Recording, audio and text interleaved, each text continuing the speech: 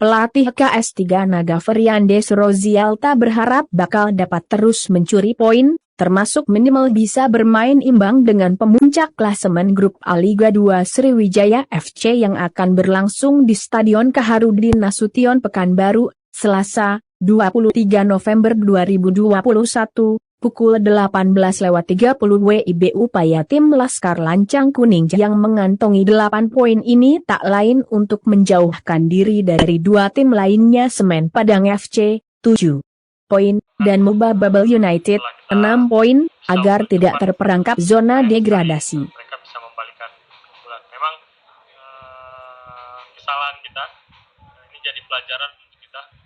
1-0 tentu bukan jaminan untuk bisa menang selama periode akhir belum ditiup. Ya, sayang sekali sebelum mereka bisa cetak gol kita tidak bisa menambah. Ya, kami pemain semuanya udah berusaha maksimal. Mungkin hasil yang belum memihak kepada kami. Di sisa pertandingan selanjutnya mudah-mudahan kami bisa diberi hasil yang maksimal. Baik, silakan pertanyaan.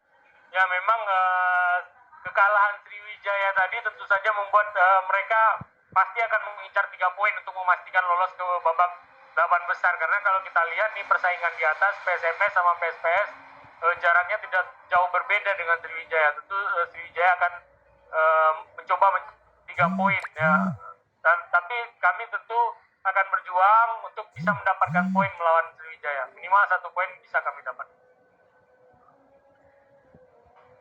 Baik, pertanyaan terakhir jika ada saya buka.